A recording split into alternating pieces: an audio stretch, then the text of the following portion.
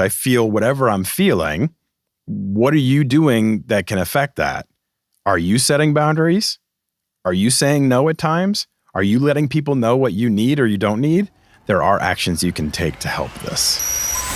This is the Work in Sports Podcast. Here's VP of Content and Engage Learning at workinsports.com, Brian Clapp. Before we get into today's topic, which is a very serious topic about mental health, and I'm glad that we are discussing. This is Mental Health Awareness Month, so I think it's extremely timely. I do want to circle back. We brought up a couple weeks ago to the audience, to all of you, movies that you watched and loved, and that when you watched them again, they did not hold up. Like you watched them maybe when you were younger, you really enjoyed them, and now you're like, yeah, that was pretty terrible, or that was just not as good as I remember. And the answers keep coming in. People seem to really like this topic. So I'm going to hit on a couple of these. American Beauty. This is a good one. The person wrote, I thought that movie was so artistic when I saw it, but seeing it again, what a cringy nightmare that movie is. I think that's true. Maybe some of that's the Kevin Spacey Me Too stuff, but I also think the concept, when you go back to it, is pretty not great. Titanic. Long and boring. I got to tell you, I think Titanic holds up maybe, but I can see that for some people. I just like Leonardo DiCaprio. Every late 80s, early 90s rom-com, the misogyny is palpable. They listed 16 Candles, Pretty in Pink. There was another one that I didn't even remember. There was a lot of them from the rom-com category, which was basically guys objectifying women during that era. Almost Famous. Okay, so this actually happened to me recently. I went back to watch Almost Famous again because I remember really enjoying that movie. And I watched it with my kids and thought, this is really terrible. So that one doesn't hold up. I agree. Three more. Love Actually. People said that was really cringy. Animal House. I mean, come on. Yeah, there's some issues with that one. And Grease. Person says, I am now convinced this is the dumbest movie of all time. There were three other ones that came in that I will fight people on because I believe they hold up. Number one, Star Wars. My lord, is that legal? I think it holds. Whatever. I'm not going to even argue with you. Rocky. Somebody said Rocky was boring. I will fight that. Wait a minute. No, it's just the way I talk. And Fight Club. I love Fight Club. I am Jackson Flame's sense of rejection. I think Fight Club is phenomenal. And I actually have watched it again recently and still really enjoyed it. So I refuse to accept those as answers. Those will not be included in this conversation other than to say they are junk. What a piece of junk. Okay. If you have more of those, by the way, or if you have other questions you want us to handle on an upcoming podcast, please email me, bclapp@workinsports.com. I try as best I can to incorporate everybody's questions into our topics because these are the things you want to know. You know, these are the important topics. So this one comes in from Robert in Chicago. Hey, Brian.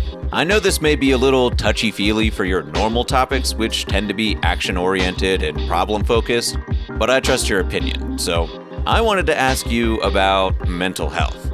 I'm feeling really burnt out, stressed, depressed, exhausted, and overall, just bummed out. I thought my post-college life would be easier. This is not easy. I'm working 2 jobs right now, one in sports, one out of sports. I'm not here to complain about pay, because that's only part of my frustration. I want to know, am I alone? Okay, so for clarity, just to give everybody a little bit of background here, this question actually came in 2 months ago, and I have talked to Robert directly at that time. I didn't wait on this. I didn't just let this sit. But I think right now, because Robert and I had a good conversation, I think he's doing better now. I've checked in on him. I think it makes a lot of sense to resurface now because May is Mental Health Awareness Month. And the first thing I told Robert is, you're not alone. And I want to help in any way that I can. Now, caveats before we get into this. I'm not a mental health professional. I'm not pretending to be. If you're feeling like you want to harm yourself or anyone around you, please, please, please talk to a professional. I'm not that. But we can have an open, honest discussion here. We can talk about some things. We can dig into this a little bit. And maybe some of these things will help you.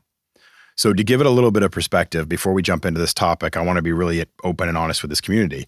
I have 100% been where Robert is expressing himself and saying how he feels. I've been there. I left my sports career behind for about 6 years. I got severely burnt out. I lost all confidence in my ability. I lost the love for the job. And what I learned from that was that I waited too long to take any positive action. I waited till I was burnt out to start taking any action, rather than identifying the signs and trying to make positive changes before it got to a point of no return. I handled it poorly, and I hope that in some of this conversation, you'll know that the things I'm going to share come from a place of love and from a little bit of experience. So hopefully this will help a little bit. So you got to be aware of where you are, what you're feeling, and what changes need to be made in real time, which gets us into the first topic. Vacation is not a solution for burnout. I think a lot of people go through life looking forward to vacation, and they tell themselves that this narrative that says, that's when I'll get back on track. That's when things will, I just got to get to vacation. I just got to push through, get to vacation, and everything will be back on track. It's not, though, because it's not solving the problem. It's just delaying the angst. And what I think has become very clear from this, I read a study once, and if I could find it, I did look for it this morning. If I could find it, I'd give credit. But I couldn't. But I know this is a factual study because I did this at the time. I was researching this because I wanted to understand where I was at a little bit. It said that your emotional state right after vacation is actually lower than it was in the 1 month before vacation. So if you were feeling burnt out and you're like, I just got to get to vacation, what actually happens is you go on vacation, and for part of that vacation, you may feel wonderful. That may pump you back up. But then when it comes to an end, you actually go down deeper than you were before. Your mental state actually goes beyond those levels downward. Because, think about it. It makes sense logically, right? You were waiting for this moment, and now this moment's over, and now you got to go back. And now you don't have something off on the horizon. Now you don't have something that says, that's going to make me feel better, and that's when things will start to feel great for me. That's going to solve everything. It's not. Okay. Vacation is something you should enjoy. It should be a part of your life. It should be an important part of your life, but it will not solve things. Please don't interpret this as don't take vacations. That's not at all what I'm saying. What I'm saying is there's a root problem we need to address. We need to fix. We need to identify. So let's step back and say, let's get to the root. What's going on here?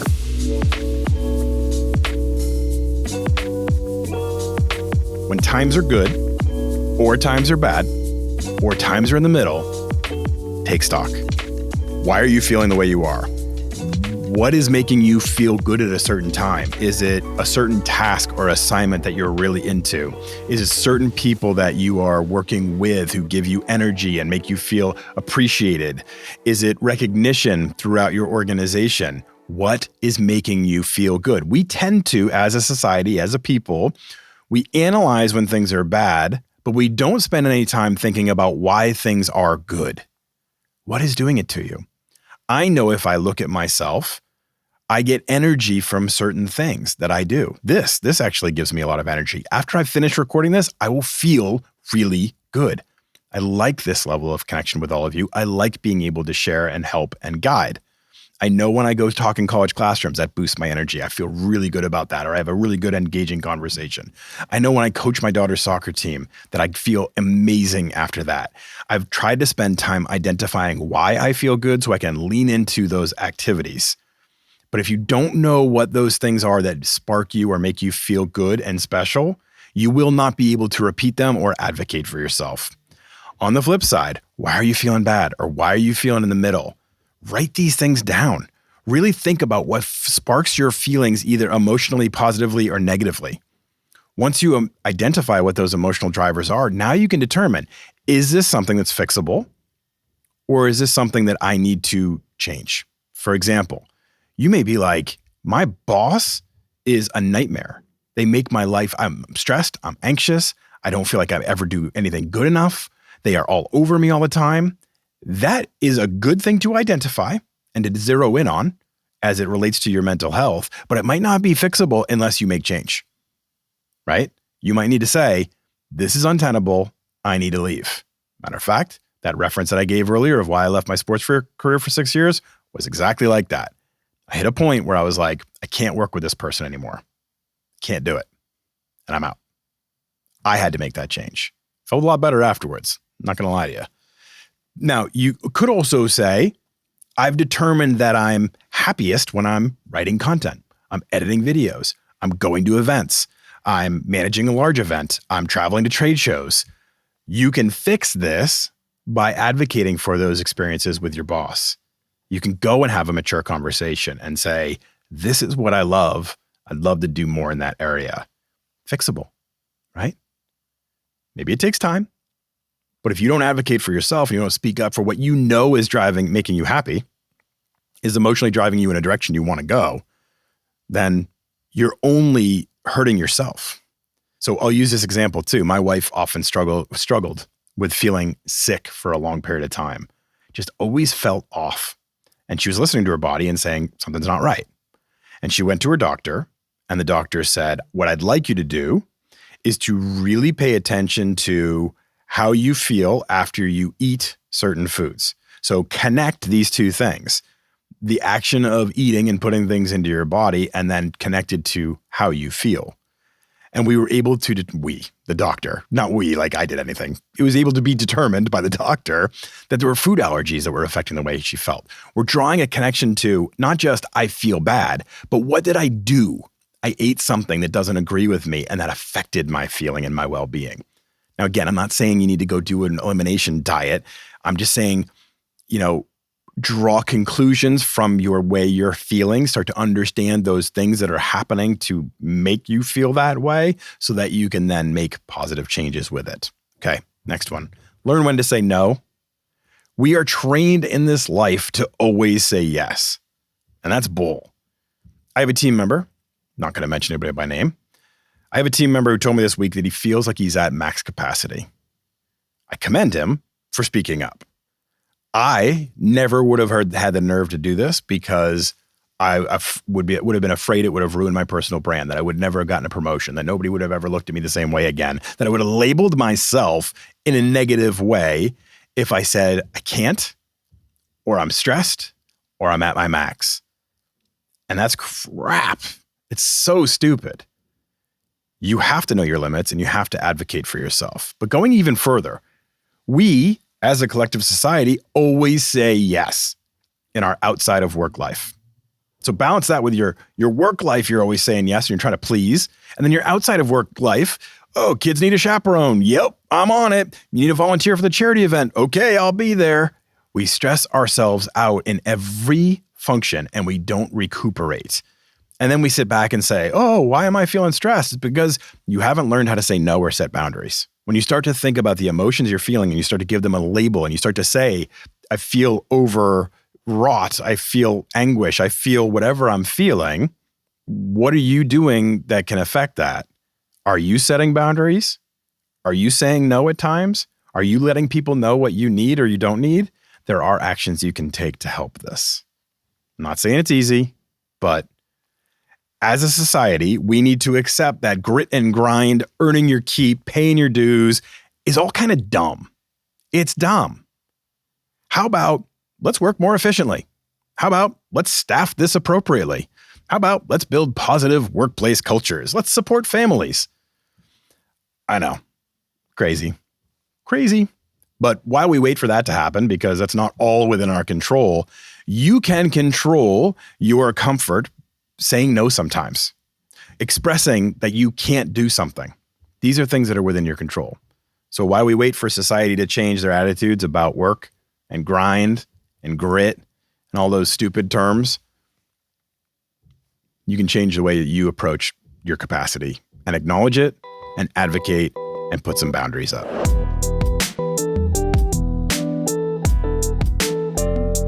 Found this really interesting. Credit to Liz Fossline and Molly West Duffy, who are authors of Big Feelings, How to Be Okay When Things Are Not Okay. Liz, in particular, is an amazing follow on Twitter. She's someone that I follow. She really explains burnout and mental health well and uses diagrams to explain the realities of life. I suggest you follow her. It is just at Liz Fossline, Fosslien.